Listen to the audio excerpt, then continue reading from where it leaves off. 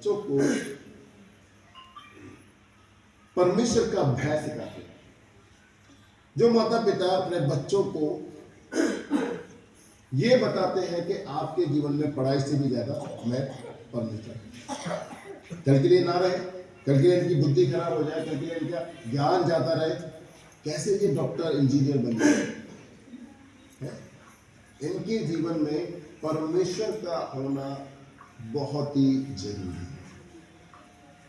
यहां मरियम मां बनने वाली है, उसके पास एक चुनौती है कि वो यीशु मसीह का लालन पालन कैसे करेगी। और आप देख सकते हैं बाइबल में कि जब वो फसह के पर्व को मनाने के लिए गए और यीशु मसीह तो भूले, कोई जन ऐसा होगा अपने बच्चे को भूल जाए मेले में है? लेकिन मरियम को पता था कि जो बेटा मुझे दिया गया है और जिसका पालन पोषण मैंने किया है, उसका पालन पोषण मैंने परमेश्वर के भय में रहकर किया। वो कहीं भी जरूरत नहीं भागेगा, वो सीधा हमारे पास आएगा। इसलिए वो भूली नहीं थी, उसे पता था कहीं भी होगा आ जाएगा। और वो कर क्या रहा था, वो वहां के जो पास्टर या पासवान बोलेंगे उसको क्या सिखा रहा था, वचन सिखा रहा था, बाइबल से बोल रहा था। 12 साल का बच्चा। और जब वो काफी समय बाद वो आगे निकल आया, उन्होंने देखा उनका बेटा आया ही नहीं है, तब वो वापस जाके देखते हैं, भाई हम तुझे सब जगह ढूंढे, तू क्या? वो कह रहा मुझे अपने परमेश्वर के घर में रहना जरूरी है। सिर्फ 12 साल का। और कई बार हम है ना, छोटे बच्चों को ऐसा तो समझते नहीं ना, यार इनकी पढ़ाई बहुत जरूरी है। कई बार जैसे मेरा बेटा भी है, कई बार स्कूल में उसको बुलाया गया कि इस चीज़ की प्रैक्टिस करने आओ। मैंने कहा पार्टिसिपेट करने की कोई जरूरत नहीं, बोल देना संडे हमारे लिए सबसे महत्वपूर्ण, हम संडे में नहीं आ सकते। और उसका परिणाम क्या हुआ, जिस चीज़ों के लिए वो बुलाते थे उसको अपने आप सारी चीज़ें आने लगी, बजाना, गाना, ये सब। जब मैं और आप उस मरियम की तरह डेडिकेट होंगे अपने बच्चों को और खुद भी कि प्रभु के हम दास हैं, दासी हैं और परमेश्वर के वचन के अनुसार हमारे साथ हैं। इस क्रिसमस आपको ये शपथ बोल सकते ना, ले सकते हैं परमेश्वर के, प्रभु इस बड़े दिन मैं अपने आप को आपको ऐसे कर सकता हूँ।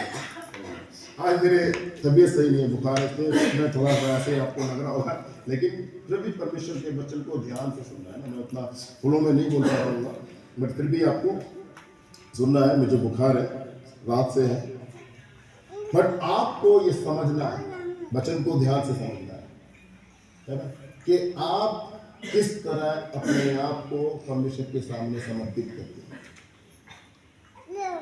आप कैसे प्रभु से कहते हैं, इस क्रिसमस आप क्या प्रभु को देते हैं। या मरियम अपना पूरा जीवन परमेश्वर को दे रही है, वो मरने से भी नहीं डर रही है। आप ये करके देखिए, जब आप अपना जीवन खुदा को देना शुरू करते हैं, खुदा आपके जीवन में बड़ी आशीष को देना शुरू करते हैं। मैं इस चीज को अनुभव किया, मैंने बहुत अनुभव है कि जब मैंने परमेश्वर को जीवन देना शुरू किया, मैंने कहा नहीं प्रभु हम तेरे कार्य करेंगे। मैं आज देखता हूँ मेरे अंडर में 12 टीचर उधर काम कर रहे हैं, अभी 8 लीडर मेरे इधर काम कर रहे हैं, और प्रभु ने आशीष से देता गया। पर मैं भी कहता नहीं पहले मुझे कैरियर बनाना है, प्रभु का काम बाद में करूंगा। प्रभु का काम जरूरी नहीं है, पहले मैं अपना कैरियर तो बनाऊं, कमाने का सोचूं, तो लाइफ में शायद मैं ऐसा कुछ अच्छा कर नहीं पाया। मैंने कहा पहले परमेश्वर का काम करना है, उसके बाद कैरियर भी बन जाएगा, प्रभु उठाएगा। हम और आप जितने भी हैं यहाँ पर, हम मरियम के जीवन से ये सीखना है इस क्रिसमस कि उसने क्या है, अपना पूरा जीवन, वो इस बात से भी डर रही है कि उसे मार दिया जाए अगर लोगों को पता चले, है। लेकिन परमेश्वर क्या योजना बना रहा उसके लिए। मरियम ने हाँ किया,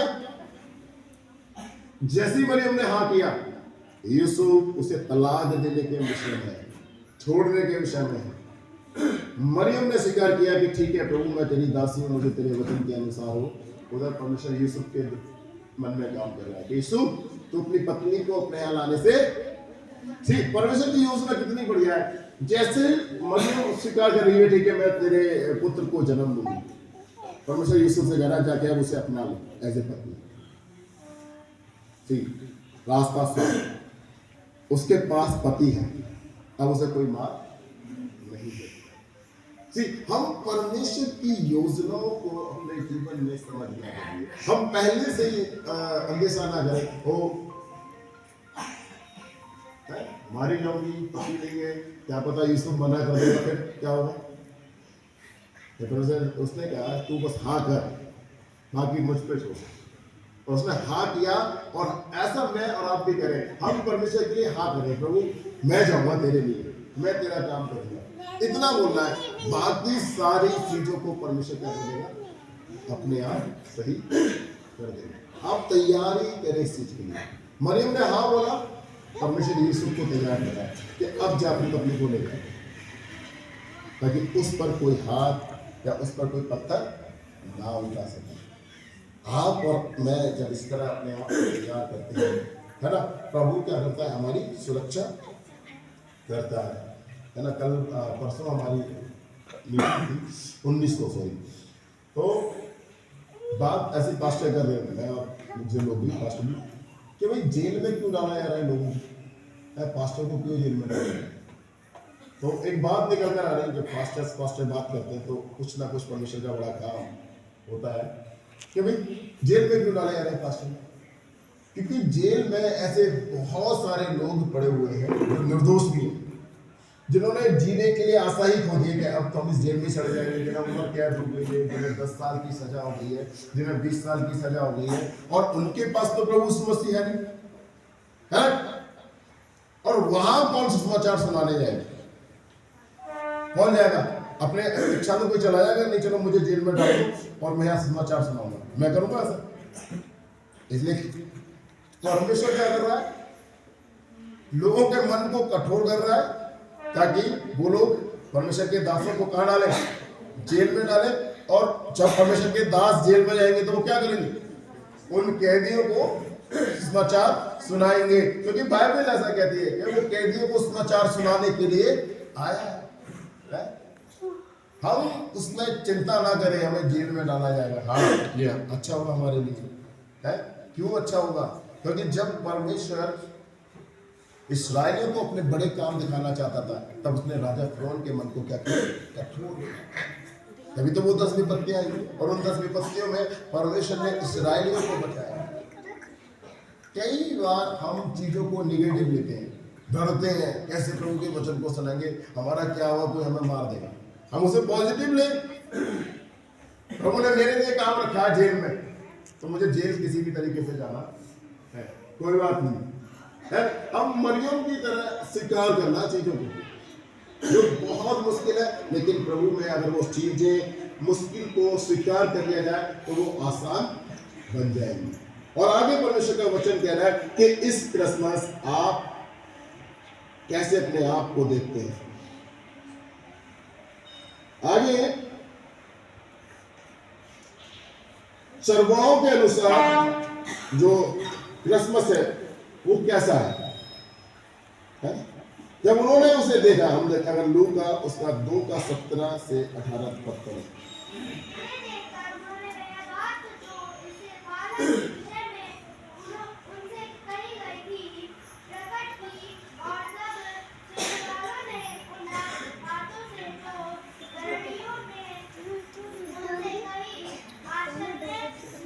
हाँ, जब सब सुनने वालों ने, भाई चरवाहों ने लोगों से आगे, चरवाहों का तो कोई मान सम्मान ही नहीं है, लोग उन्हें कुछ समझते नहीं, मगर जब उन्होंने जाकर लोगों से ये कहना शुरू किया कि आज दाऊद के नगर बैतलहम में हमारे लिए उद्धारकर्ता जन्मा है, जिसका जो साइन है, जिसका ये चिन्ह है क्या, कि एक बच्चे को तुम कपड़े में लिपटा और चंडी में पड़ा।